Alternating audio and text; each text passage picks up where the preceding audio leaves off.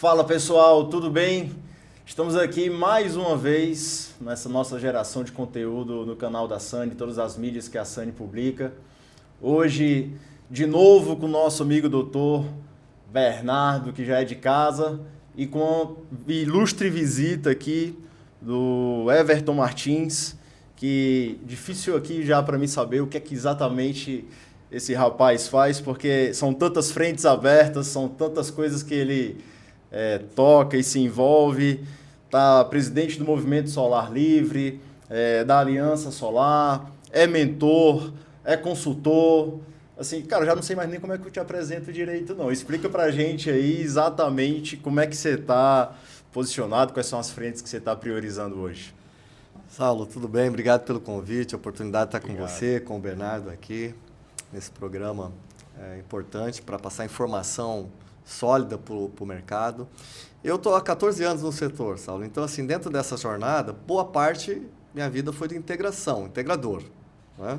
Desde o primeiro projeto protocolado, 2011, não havia nem o regulatório ainda, e a gente participou como membro da Associação de Energia Solar lá em 2014, 15, eu era vice-presidente naquela época.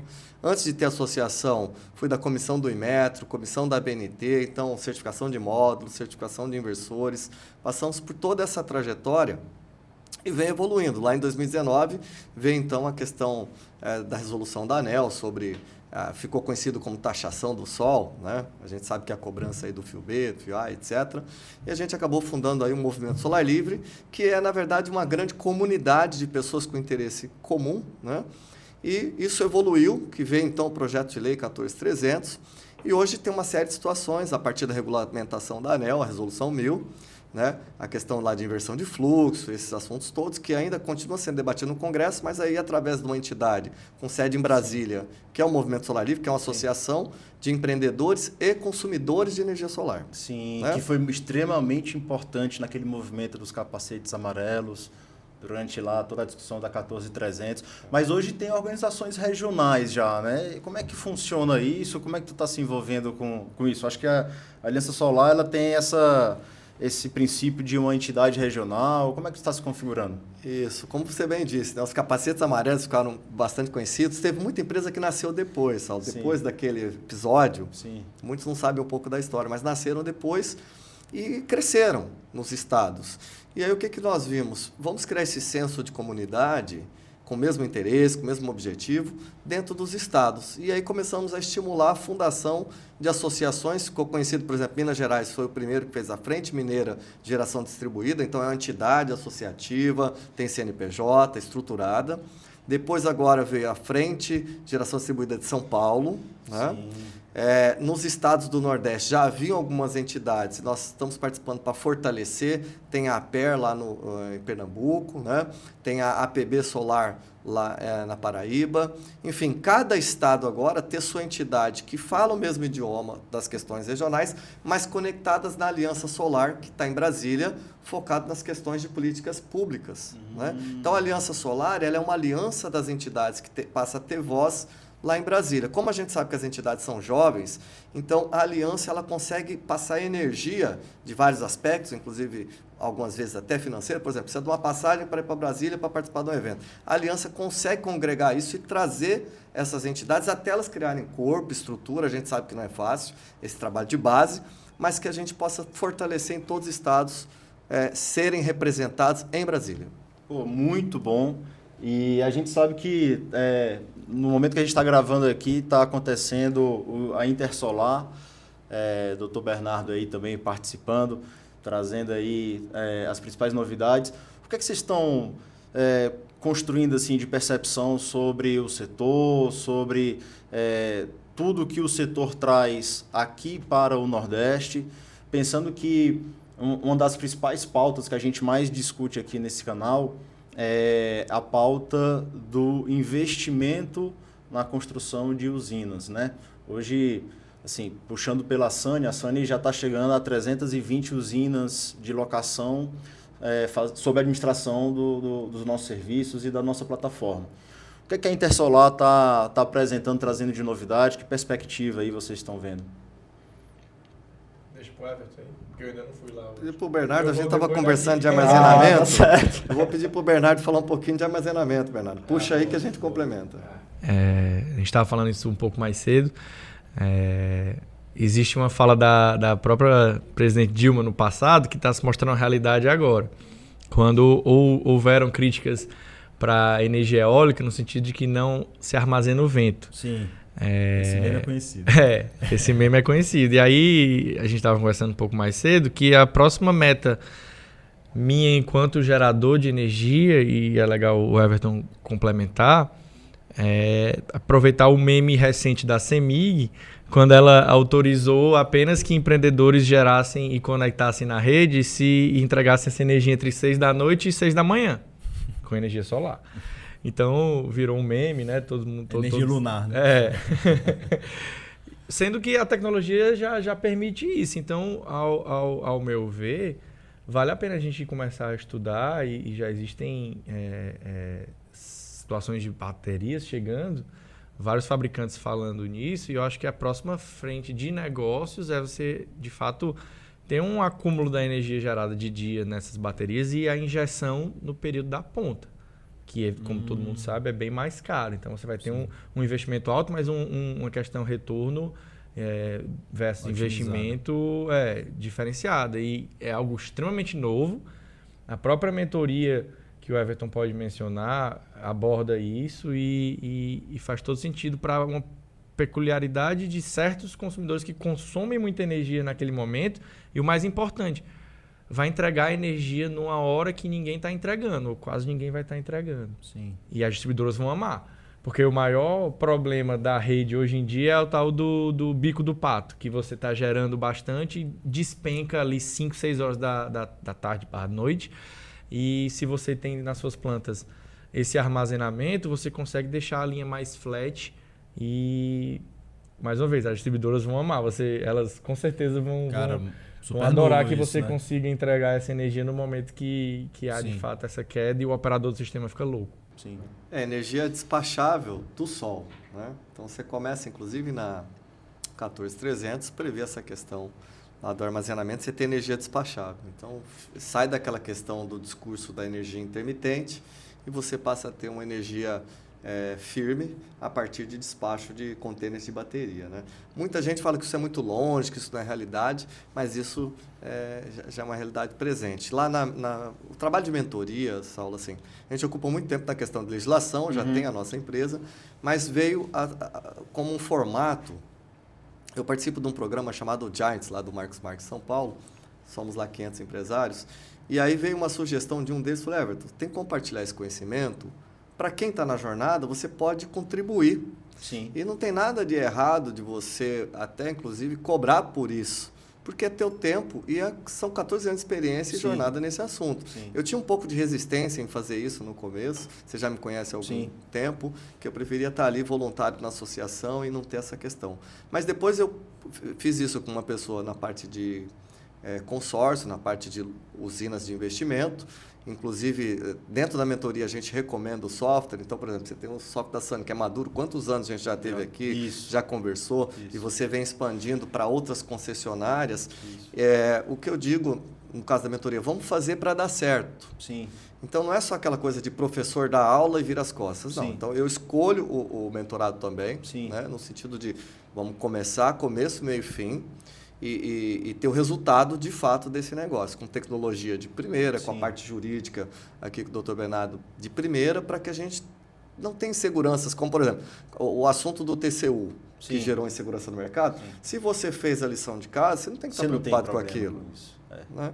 Então, é mais nesse sentido. Mas eu acho que esse é o gancho que você me dá, eu acho que é muito bom. Assim. A gente também está nisso mais ou menos há 7 anos e... Agora que eu digo porque faz muito pouco tempo, na 14300, houve um barulho muito grande de que a 14300 iria inviabilizar o modelo de usina com altas rentabilidades. E a gente já observa, a Sunny já recebe usina GD2, então já tem usinas prontas que a gente já está colocando ali em operação, com rentabilidades maravilhosas, até porque o CAPEX caiu muito. né? A gente está acompanhando isso aqui e está vendo. A Selic agora na tendência... E a Selic também, ela vai no trabalho inverso, então acaba que o investidor está bastante feliz. E a tarifa... E a tarifa subindo, né? Mas assim, é engraçado, assim, o comportamento do investidor é sempre a aversão a risco. Então, tudo o que gera de burburinho no mercado gera insegurança para o investidor. E ainda dentro dessa temática do investidor, acho que o que se tem de burburinho, de risco hoje no mercado, é a atividade que está sendo executada lá pelo TCU, da auditoria, é a discussão da PL 4831, enfim, algumas coisas estão acontecendo. Como é que você, assim, como o especialista aqui, mais experiente aqui da turma, como é que você está vendo isso, cara? Qual é a leitura que você está fazendo?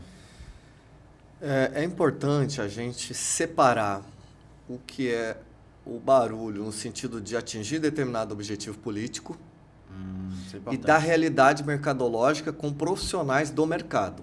Profissionais. Então, se o investidor ele procura profissional que tem conhecimento, que tem lastro, ele vai ter segurança. O barulho, o investidor pode até contribuir com esse barulho ligando para um determinado deputado ou senador para pedir apoio. Por quê? Quando acontece um PL como o 4831, que está escrito lá, limita em 10% a geração distribuída e limita o mercado livre a 30% e vai, quando cancela os contratos, encerra-se, volta para o cativo, ele é um projeto de lei, ele está lá, ele pode ir para frente ou não. Né? Tem toda a liturgia e o trâmite a liturgia e tal. Só que... A liturgia do 14300, a gente viu o tempo e o vai e volta. 3 anos, né? Se você não tem... Imagine na escola, quando você tinha lá a brincadeira do cabo de guerra com a corda. Sim. Então tinha o João do outro lado, o José do outro. Se José solta a corda e vem apenas acompanhar, quem vai ganhar? João. Sim.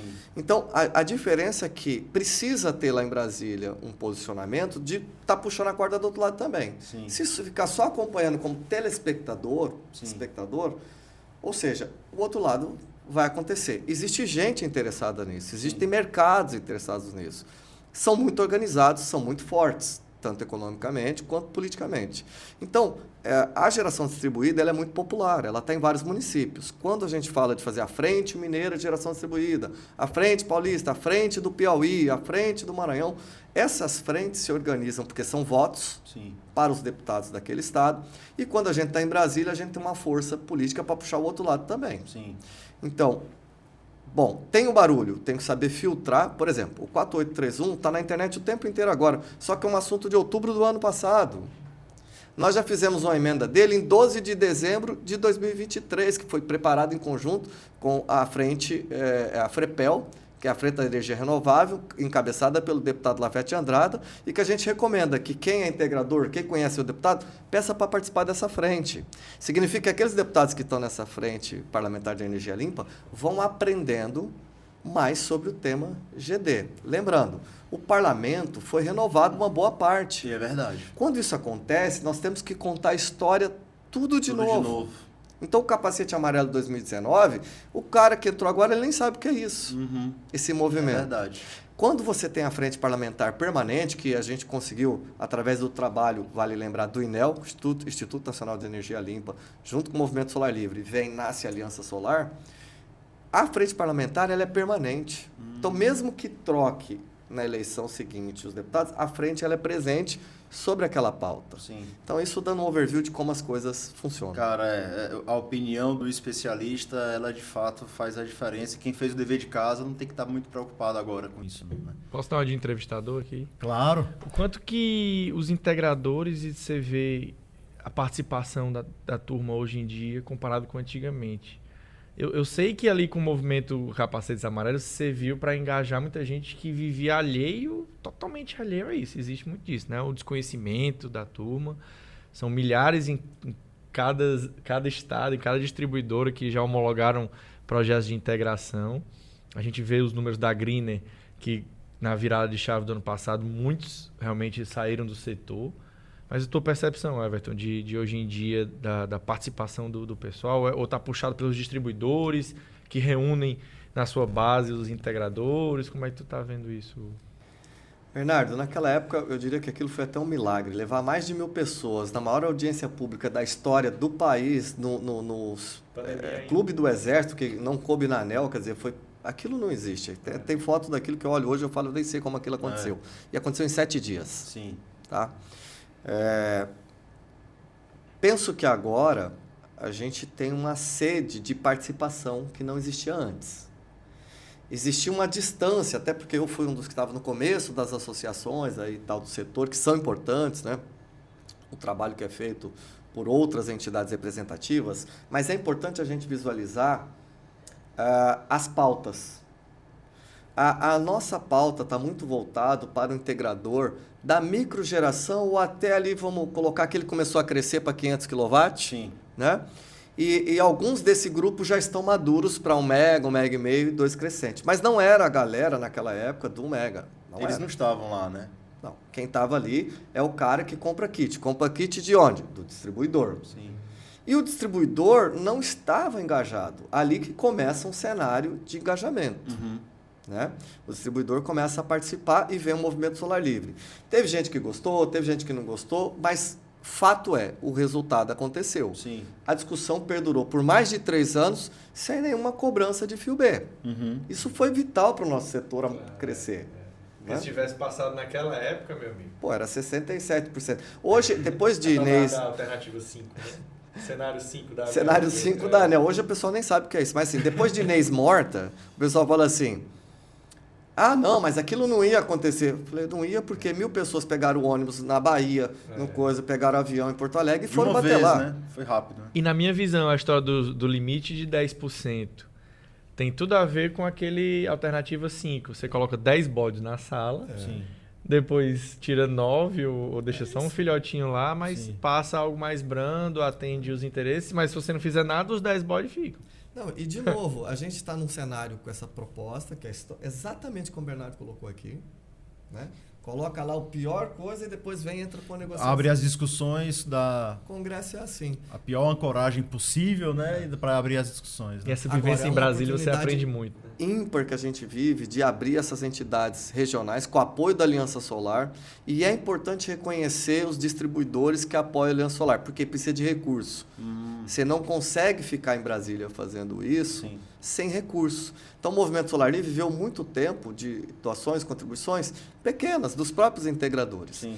Pela primeira vez agora, você começa a ter distribuidores mais fortes, não sei se a gente pode até citar o nome, mas são empresas que, como a Bel Energy, o Aldo, a Serrana, Solar lá do Sul, a Bold Energy, né? A Fotos, que inclusive está na feira aqui também, a Aldo está aqui na feira, a Bel Energy, a Soul Energy, que é aqui do Ceará, foi uma das primeiras que entrou nisso, com apoio. Então, são empresas comprometidas com o integrador. Não que as outras não sejam, mas talvez ouvindo aqui esse podcast, vão falar, eu quero participar, porque precisa de mais força.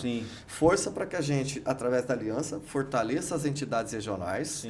Né? E aí a gente, no momento de uma discussão no Congresso, consegue ter voto. Então a aliança ela unifica as agendas, né? Regionais, né? Ela unifica. É interessante porque ela unifica, mas ela não é centralizadora da verdade. É diferente de uma entidade, ela está lá como uma aliança, mas ela está escutando os presidentes e fortalecendo esses presidentes regionais. Por exemplo, um presidente que não foi para Brasília, ele vai lá agora no dia 16 na Comissão de Minas de Energia, junto conosco, e ele começa a saber a pauta para passar para os seus associados e coloca situações regionais que às vezes a gente não está sabendo aqui do Ceará que está acontecendo. E ele vai estar lá em Brasília conosco. Então nós viramos... É como se fossem diretores regionais, mas o cara lidera uma associação com os empresários, com a verdade que acontece na ponta. São os delegados regionais, se pegar comparação com... E o pessoal só entende o país quando pisa em Brasília para tratar esses assuntos. Na época do PL, que resultou na Lei 14.300, você bateu mais sola de sapato lá pelo Congresso, mas é outro mundo, cara. É outro mundo. As coisas acontecem. A gente andava lá de máscara ainda, no meio da pandemia e... essas associações realmente saíram batendo de porta em porta, né? Conversando com os deputados. Fazer esse trabalho educacional, né? É por isso que eu pergunto o quanto os integradores estão realmente participando. De fato, as distribuidoras, a Soul Energy, eu sei que aqui sempre apoiou bastante. E eles atuam junto com a Federação das Indústrias, a gente também no Sim de Energia. e abre esse diálogo com os deputados e senadores para que, hoje em dia, sendo no Congresso, eles já entendem tudo. Sim. Os congressistas e tal, porque, de fato, o movimento lá atrás serviu para abrir a cabeça. Fomentar, né? Agora, assim, de uma maneira resumida, entendemos aqui que tudo que está acontecendo dessa PL e do TCU, os próximos capítulos dessa novela são amplitude de discussão, profundidade de discussão, envolvimento de mais entidades. O que a gente pode esperar para quem está acompanhando a gente, que muitas vezes pode estar assim, cara, será que é o momento de eu fazer um investimento numa usina de geração para locação? Ou não é o momento, porque está acontecendo essas coisas, é melhor definir esses cenários? Assim, o que eu estou entendendo é que essas discussões elas vão ser respeitadas em sua profundidade, não vai ter nada que aconteça assim no piscar de olhos, e que se houver ali alguma necessidade de adaptação, um contrato de locação de equipamentos que não está bem redigido, porque não teve uma mentoria, não teve uma assessoria adequada, vai dar tempo de se... Hoje que eu estou criando conjecturas aqui, mas vai dar tempo de se adaptar, de se ajustar. Você imagina que é isso? Quando você observa o relatório do TCU, né, Bernardo, você tem ali um material que eu protocolei pessoalmente no TCU em 2020, no início do ano, um caderno dessa grossura, com todas as companhias de energia de assinatura das distribuidoras de energia. E onde estava o TCU de 2020 até hoje? Aonde? Que não pegou, está protocolado, o teu protocolo de celular, não houve análise desse material, lá tinha o print de tela de cada uma das empresas. Porque a concessionária que autoriza um parecer de acesso, uma construção de um ativo de energia, ela é a dona da empresa que está justamente construindo a própria usina. E a mesma que nega... E a mesma que nega os novos pareceres de novos... Isso desde 2020? Protocolado e o TCU não se pronuncia. Agora ele aparece e pronuncia. Por quê? Né? A gente não vai entrar nesse detalhe aqui, mas assim, algo aconteceu para isso ter. Por exemplo, renovação automática das concessões. Vai renovar automaticamente, mas a prestação de serviço está péssima perante o consumidor. O primeiro lugar é falta de energia, o segundo é conexão de geração distribuída. Sim. O sétimo é fatura errada do crédito de energia no ranking da ANEEL, não sai da ANEEL. Sim. Vocês viram a multa que a Enel São Paulo tomou ontem na reunião de diretoria da ANEEL? 160 milhões. Só pelo blackout de dezembro do ano passado. Sim. Dezembro de 23. Então, mas você veja, eu estava na audiência no dia, acho que era 6 de fevereiro, foi discutido, nós entramos 9 da manhã na ANEEL, saímos 10 da noite. Nossa pauta era para ser a primeira, foi a última. E lá foi discutido sobre uma multa de 200 e poucos milhões lá, que veio abaixando, já estava em 17, e aí já estava há 3 anos os diretores da ANEEL discutindo, dizendo que não, está demorando muito, temos que ser mais eficientes, começaram falando assim. E terminaram pedindo os vistos e engavetando de novo. Então, uma coisa é a multa aplicada pela agência regional, outra coisa é a prática. Sim. Essa multa não é executada. E a agência local que representa a ANEEL nos estados não tem força. O próprio Tille, que é um dos diretores da ANEEL, deu entrevista semana passada dizendo a ANEEL está desatualizada, ela tem déficit de funcionário, nós não temos estrutura, espero que a agência regional faça alguma coisa. A agência regional não tem estrutura, não tem poder, né? Não tem autoridade, não tem nada.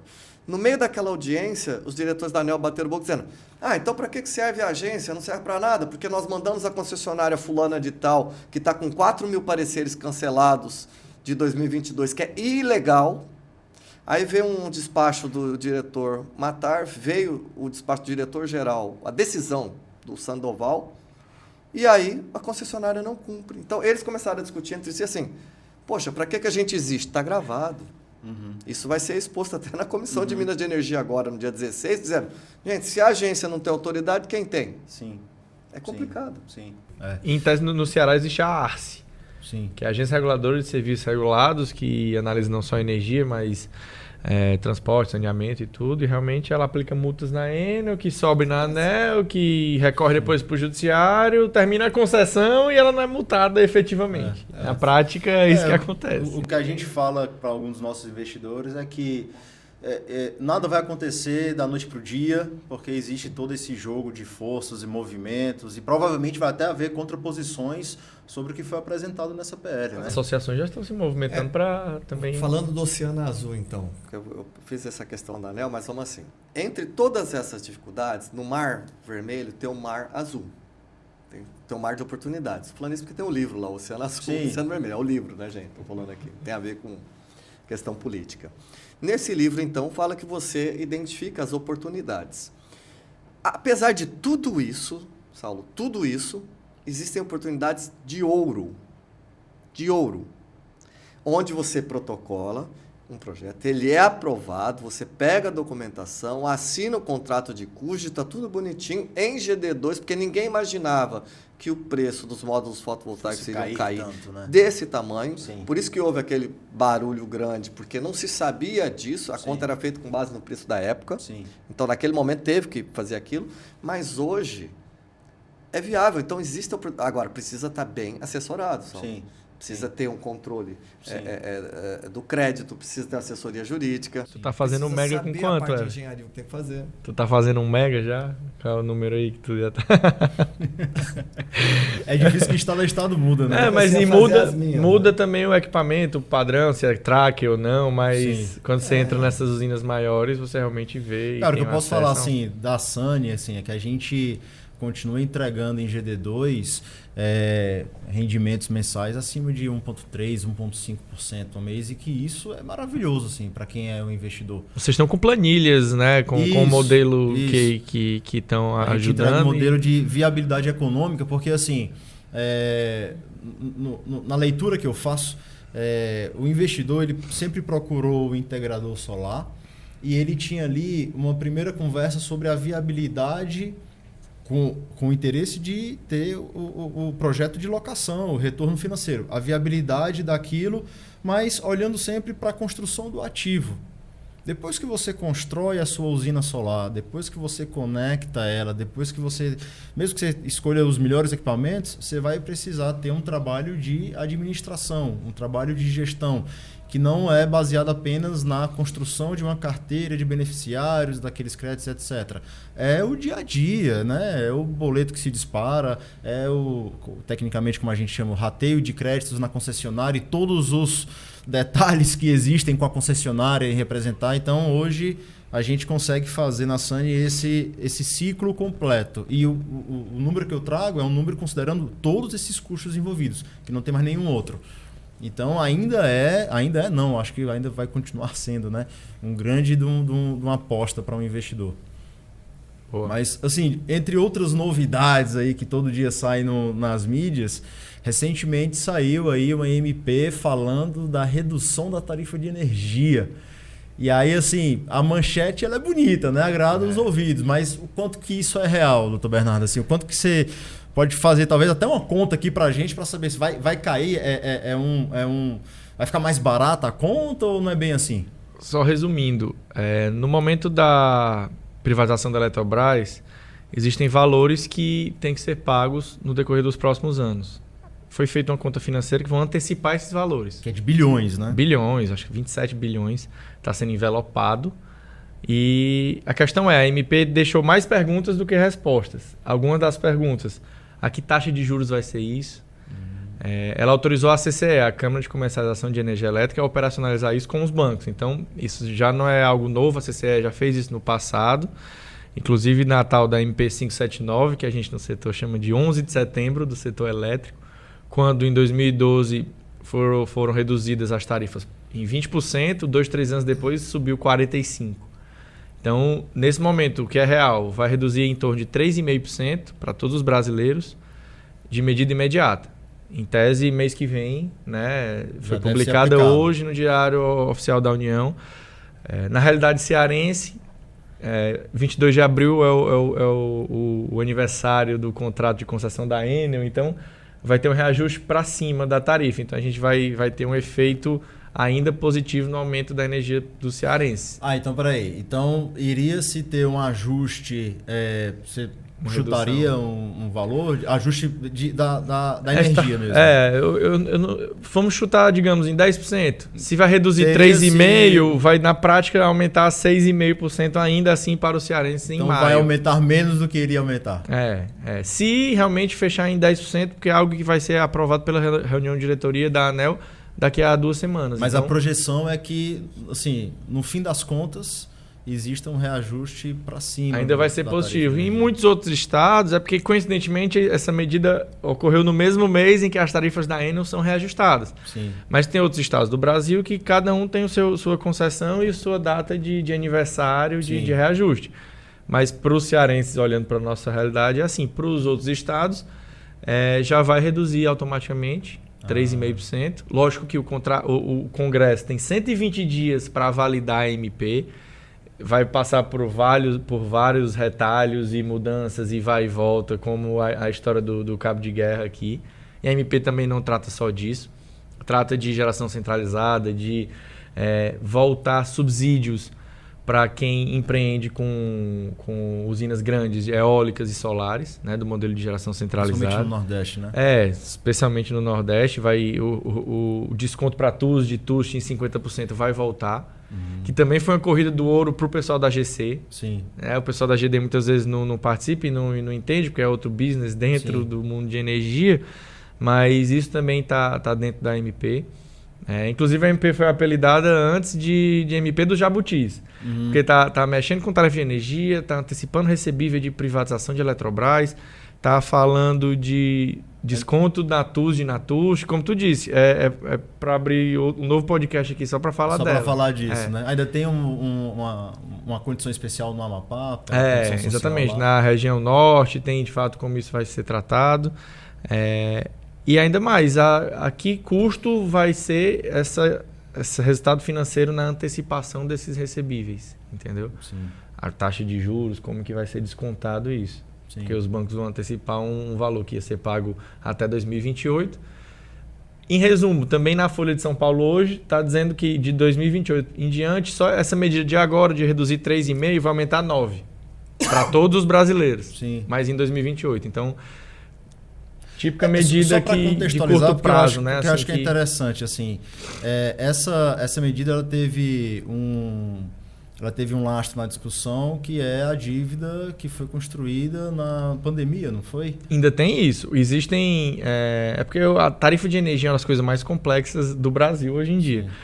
Dentro da CDE, que é a Conta de Desenvolvimento Energético, tem várias contas que são enxertadas lá dentro para ratear entre todos os brasileiros. Né? A gente divide esses custos entre todo mundo. Existe uma conta Covid, que na época... A gente falou isso em outro podcast... que na época da pandemia, do lockdown, para não haver um aumento gigantesco na conta de energia, o governo segurou isso, pegou um empréstimo e jogou para se pagar em 2024, 2025, 2026, e jogou para frente. A conta está chegando. Aí a conta está chegando já. E essa conta da Eletrobras, no momento da privatização, ela tinha que pagar para o governo. Sendo que ao invés de receber parcelado, o governo está antecipando de uma vez só. Aí o que nos resta saber? Esses 27 bilhões vão ser recebidos por 20, por 19? Há uma diferença que vai se perder nessa antecipação. Sim. Entendeu? E aí, como tu falou, tem conta escassez hídrica.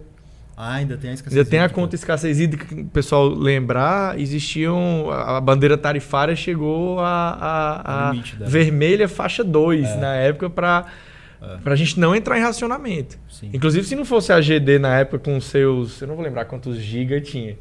Né? Mas, porque a cada 6 meses está aumentando drasticamente. O pessoal esquece de quantificar o quanto que a existência da geração própria do consumidor, do prosumidor, reduziu. Né? Acho que é BBA Itaú. Foi. Sobre a GD, acho que mais de 3% que deixou de subir a conta de luz foi pela contribuição da geração distribuída. Olha isso só. Ninguém fala. Porque ela evita investimentos da rede de distribuição por conta das distribuidoras. Porque vários consumidores se transformam em prosumidores, começam a gerar essa própria energia. Então, não precisa mais a distribuidora fazer investimentos de rede de distribuição para atendê-lo. consequentemente tem essa redução. Mas isso é muito pouco falado mesmo, né, Everton? Assim, a eficiência energética que o modelo traz para o sistema como um todo, né? E fazer essas contas também é coisa hercúlea. Porque energia, ao longo desses 14 anos que eu estou trabalhando, e ao longo, quem está mais tempo, como Bernardo e sua família que está aí há muitos anos no setor elétrico, né, nunca baixou a tarifa, a não ser abaixar de maneira artificial. Então, voltando no tema investidor que você tinha feito a pergunta, não há de se pensar, em momento algum, de que isso é um investimento que possa ser ruim. Porque ao longo da história, a energia só aumenta o consumo. O brasileiro ainda tem uma média de consumo muito baixa. Muito baixa. Muito baixa. Isso vai aumentar. Sim. Carros elétricos chegando aí. Sim. Todo dia a gente... Não, mas esse ponto é muito bom, cara, porque em algumas reuniões com investidores, como a gente, quando está construindo um projeto, pensa assim, pelo menos 25, 30 anos, se pergunta muito assim, tá, e no longo prazo, e o que é que acontece, etc. Cara, a matriz energética, ela está mudando, e o consumo, ele cada vez mais assim, ele puxa mais energia. Se a gente pensar, todos os carros que hoje usam gasolina e passarão a usar algum tipo de bateria, não todos, mas a grande maioria, IoTs dentro de casa e etc., o consumo de energia tende a subir. E a carga do Brasil, ela é um problema, né? O país crescer depende também da sua infraestrutura. No modelo de concessão, isso é muito inseguro. Ontem eu li que a Shell vai transformar 5 mil postos em recargas elétricas, não vai ter mais gasolina e diesel e... Isso muito Europa e China, mas a América Latina está no meio. Lógico que seja 10% disso é muita coisa. Entendeu? Interessante. Eu já participei, eu sempre falei isso às vezes em reunião. Eu já participei de uma assembleia em condomínio que a pauta era, olha, se todo mundo quiser ter carro elétrico, a gente tem que mudar toda a estrutura aqui do condomínio, porque não suporta. Derruba a energia do prédio. A gente tem tinha um estacionamento lá de 100 e poucos carros. Se metade disso aqui for começar a consumir energia a noite inteira, tem que mudar toda a estrutura. Então, realmente, a gente está passando por muitas mudanças, né? No mercado consumidor, no mercado gerador. Super interessante. Bom, nesse contexto aqui, eu acho que uma das principais mensagens que você traz aqui, Everton, é a questão das entidades regionais, né? E isso começa a ter uma tônica mais forte agora. E a questão de você estar bem conectado com especialistas, né? Para poder fazer projetos responsáveis e que pensam de maneira mais holística sobre tudo que impacta ali naquela visão de investimento, né? É isso.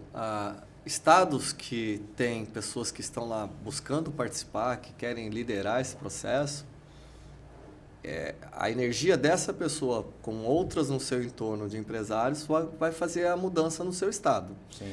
Não é alguém que vai lá e dá um cargo, um crachá para alguém e fala, agora você é isso. Não, isso tem que emergir da região, tem que nascer ali. Né? Então, isso é importante.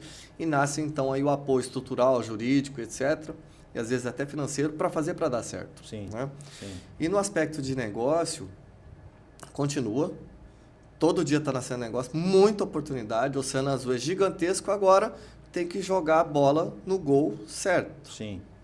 É isso, né? Está com apoio jurídico estruturado, está com a questão de tecnologia, fazer para dar certo. Então, é possível. Agora, a visão, separar a questão política. Então, vamos mobilizar, vai ter um barulho disso, é porque você tem que ter o cabo de guerra. Eu fiz esse exemplo aqui para ficar perfeito. mais aquela pessoal, tem que estar puxando aqui. Mas não misturar isso no teu dia a dia, não deixar isso poluir. Sim. Isso aqui você veste a roupa lá de batalhador dos teus interesses aqui e volta para cá e toca os seus negócios. Sim, sim. Perfeito. Pessoal, então vamos caminhando aqui para o fim de mais um papo aqui, muito bom, muito bacana, muito técnico. Acho que quem está acompanhando a gente está vendo que a gente está trazendo sempre essas pautas, das mais quentes que estão rodando no mercado, sempre com os melhores especialistas que a gente tem hoje no setor. Bernardo, Everton, obrigado aí novamente pela disponibilidade, pelo papo, pelo tempo aqui. Uma palavrinha aí de agradecimento, algum ponto? Acho que vamos continuar acompanhando as mudanças regulatórias e inovações e trazendo aqui para a Sany para agregar no pacote de serviços e temas que a gente pode ajudar os integradores, investidores do setor. O exemplo das baterias, de fato, é algo que vale a pena estudar, que é super novo e está chegando. Enquanto E quando os geradores começarem a entregar essa energia de noite, vai dar um plus para o sistema, para o setor elétrico. As distribuidoras vão passar a amar você. Sim. Às vezes elas não Será? gostam tanto. E a gente tem reunião marcada, inclusive, com a Enel para conversar sobre isso, já para algumas usinas Legal. serem pivotadas para ter essa geração e Olha atender só. consumidores grupo A, que muitas vezes na GD só interessa o grupo B, né? Sim, sim.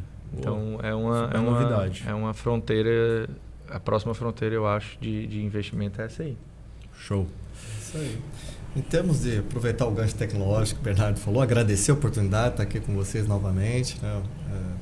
Sou fã do sistema de vocês desde o primeiro dia que eu vi, acho que é o mais completo que a gente tem no Brasil, né? E olha que tu pesquisou, viu? Tô, Na época... Não tô fazendo, só para o pessoal saber o seguinte, eu peguei o avião e fui em várias empresas de software, uma a uma, fiz um benchmark, enchi a paciência do Saulo aqui. Que é isso, cara. Né? É uma honra. E comparando para tomar decisões, né?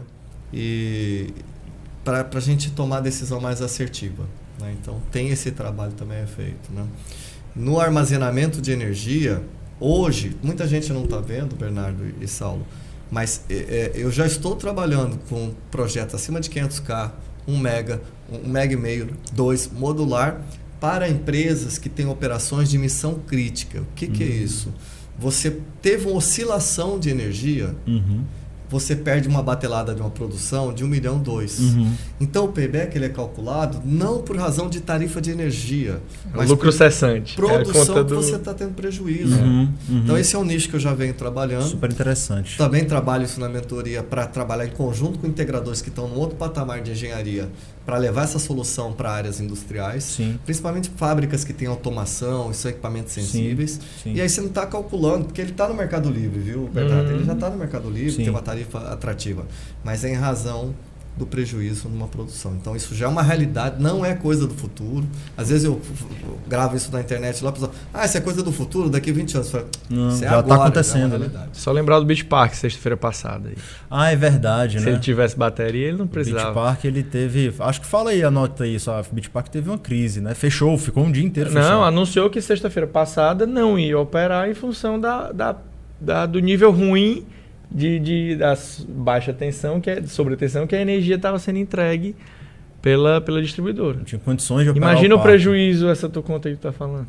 É. Certamente ele também não tinha gerador e não tinha condições de operar um dia todo Sim. no diesel, né? Sim. Eu tenho um cliente que o diesel ele entra, só que os 10 primeiros minutos é fundamental. Se ele esperar essa transição ali, às vezes é 60 segundos, 30 segundos que tem uma oscilação que gera um processo que pode causar um dano e ele perde a batelada de produção.